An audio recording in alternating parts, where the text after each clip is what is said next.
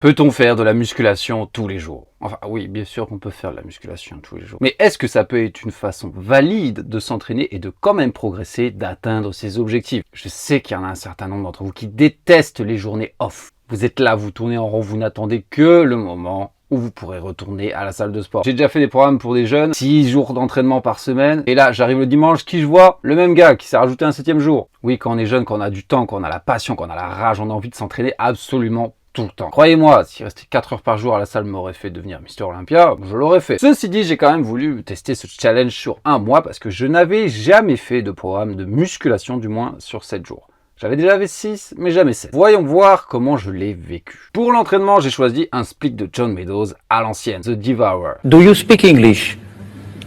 Yes. Bon, maman. 4 jours principaux, 4 jours difficiles. Enfin, 3 difficiles. Pec, épaules, jambes, dos et les bras. Bon, les bras, c'est pas très dur. Et ensuite, on a 3 jours de plus qui sont à nouveau pec, épaules, dos et jambes. Ce sont des jours secondaires optionnels qu'on n'est pas obligé de faire. Donc on peut très bien faire 4 jours par semaine sur ce programme, ou comme 5, 6 ou 7 en fonction de notre point faible et surtout notre capacité à récupérer. Je suis donc parti sur l'option 7 jours. Évidemment, les 3 jours bonus sont moins difficiles, il y a moins de volume et d'intensité que les autres jours. Alors on est dimanche, première semaine, je viens de finir ma 2e séance d'eau et ça piquait. J'ai eu des courbatures déjà aux jambes toute la semaine, alors peut-être parce que c'est uniquement un nouveau programme. Même si j'ai kiffé faire les jambes, mes jambes étaient ravagées toute la semaine. Hier, les bras, ça faisait des mois et des mois que j'avais pas eu de séance bras, ça piquait. Donc aujourd'hui, je peux vous garantir que j'avais les coudes qui étaient tendres, limite douloureux. Il a fallu quelques séries de dos avant que je commence à me sentir à peu près bien, quoi. Donc c'est dur, c'est dur. On va voir comment ça se passe avec la semaine 2.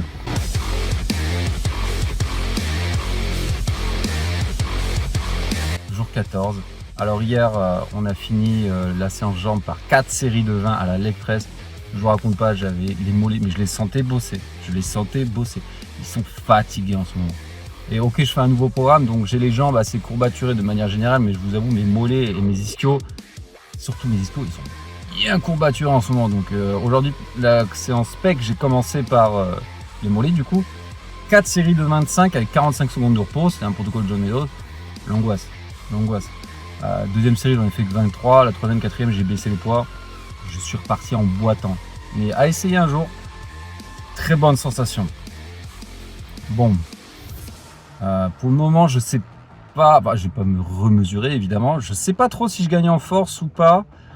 On va voir. Après, je fais pas mal de protocoles différents parce que sinon je m'ennuie. On continue sur cette lancée de destruction des mollets.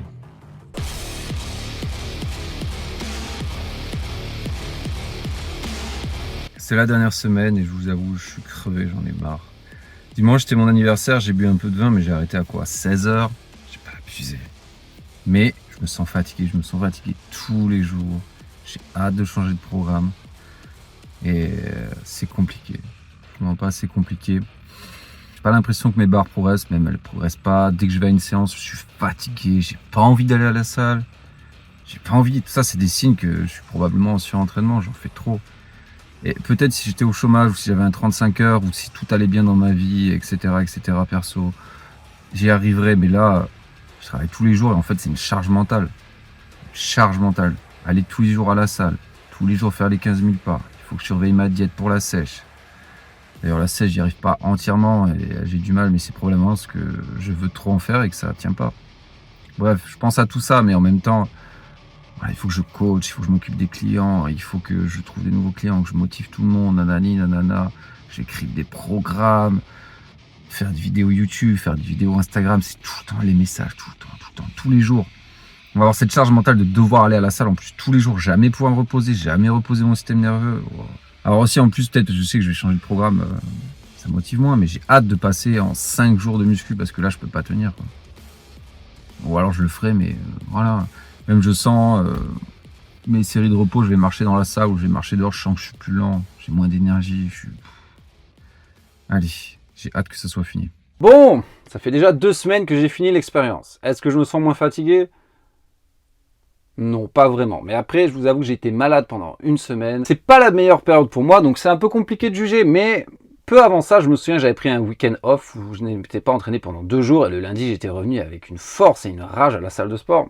Évidemment, le système nerveux a besoin de récupérer. Ça, c'est vrai surtout plus on est fort, plus on est expérimenté. Si votre DRM, j'en sais rien, votre 70% au squat, c'est 100 kg ou c'est 200 kg, ok, c'est les mêmes efforts, mais ça n'a pas les mêmes applications sur votre corps. 200 kg sur votre colonne vertébrale, même si vous êtes fort suffisamment pour le supporter, l'encaisser, le retenir, ça va créer énormément de fatigue axiale, fatigue nerveuse, car vous êtes capable de recruter plus de fibres musculaires que quelqu'un de moins fort. Bon, rien n'a vraiment changé de mon côté, que ce soit physiquement ou niveau perf. Mais après, comme je le dis, je pense que c'est aussi dû à l'environnement. C'est-à-dire que si j'avais 23 ans, pas de soucis, en ce moment c'est un peu compliqué niveau vie perso, le travail, travailler tous les jours, donc c'est une charge mentale importante. Devoir aller à la salle tous les jours, en plus je suis en sèche, donc devoir surveiller mes calories, devoir faire mes 15 000 pas par jour, devoir travailler tous les jours, YouTube, Instagram, les coachings, faire des programmes, nanani, je ne m'arrête jamais. Et ça, c'est ça qui fait que ça a été trop pour mon corps. J'étais fatigué, j'en avais marre. Donc, est-ce que c'est la solution? En tout cas, pas pour moi. Je suis retourné à un bon vieux 5 fois par semaine avec 2 fois du cardio, récup. Mais, si vous voulez vous entraîner 7 fois par semaine, vous pouvez très bien le faire, à condition que vous ayez les bonnes capacités de récupération. Comment faire pour cela? Il y a 3 variables de l'entraînement. On peut un peu les voir comme les boutons sur un ampli de guitare.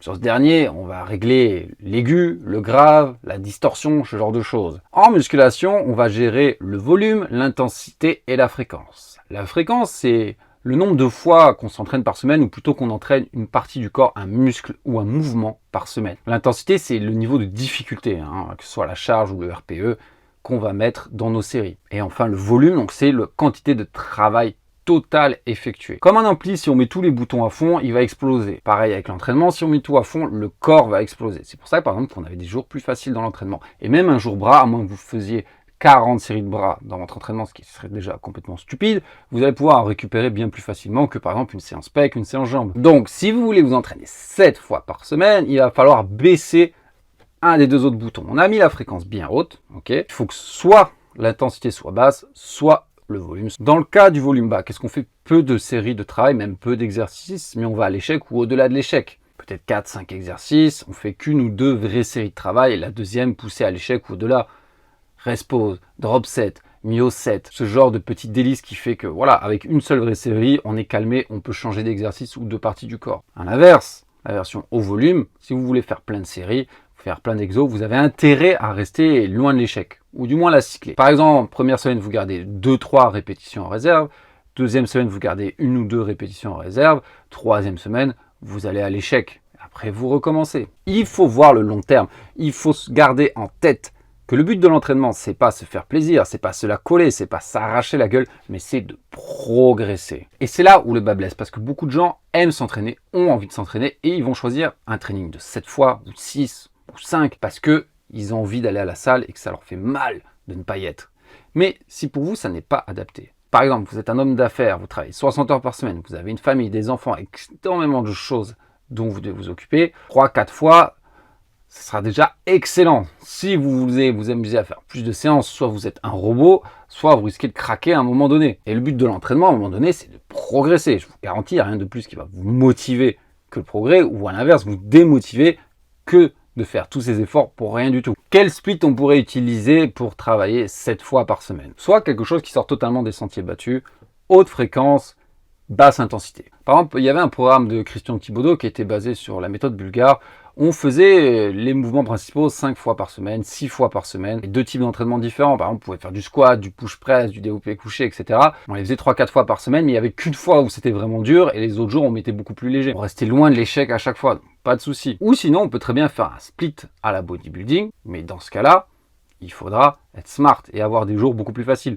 Jour des bras, c'est très facile. D'avoir une deuxième séance, comme par exemple dans un PPL, les 3 premières sont difficiles, les 3 suivantes sont beaucoup plus faciles. Si vous faites 6 séances difficiles dans la semaine, ça va être compliqué de vous en sortir. Là, il faudra faire preuve d'imagination, et il y a beaucoup de bodybuilders qui emploient un certain nombre de séances par semaine avec succès. Par exemple, Mike Israetel en fait entre 10 et 12 par semaine, mais ce sont des petites séances. Certains muscles, il va les travailler plus que d'autres. Par exemple, Sys Ischio, Il va les faire que 2 fois par semaine. Ce sont des muscles qui récupèrent très lentement et ça suffit pour donner le châtiment dont ils ont besoin. Mais par exemple, les avant-bras ou les mollets ou les épaules, on peut les tabasser 4 fois par semaine. Ça va dépendre de chaque personne. Il faudra trouver ce qui est mieux pour vous. Mais encore une fois, faites-le graduellement. Faites un split 5 semaines, vous récupérez bien, vous progressez bien. Pas de souci. Essayez 6, vous récupérez bien, vous progressez bien. Pas de souci. Essayez 7. Si vous récupérez bien et vous progressez bien, continuez. Je connais des personnes, personnellement des jeunes qui font 7 fois la muscu par semaine et encore un peu d'autres sports à côté. Ils sont capables de l'encaisser, ils sont capables de récupérer. Il ne faut pas se tenir à un split qui fait tant de jours par semaine d'entraînement si on n'est pas capable de le tenir, si on n'est pas capable de progresser. Ça ne sert à rien, à part nourrir son ego et ce besoin, cette immaturité en soi de devoir aller s'entraîner à tout prix. Est-ce que vous êtes déjà entraîné par semaine? Est-ce que vous voulez que je vous présente un split qui serait possible 7 fois par semaine? Dites-le moi en commentaire, je vous ferai une petite vidéo là-dessus avec plaisir. En attendant, racontez-moi vos expériences là-dessus. Moi, je suis content pour le moment, en tout cas, de revenir à 5 fois par semaine avec un peu de cardio, histoire de pouvoir souffler un peu et d'avoir des jours où si jamais je dois louper la séance cardio, c'est pas trop grave. Allez, tout commentaire booste l'algorithme, donc n'hésitez pas et à la prochaine.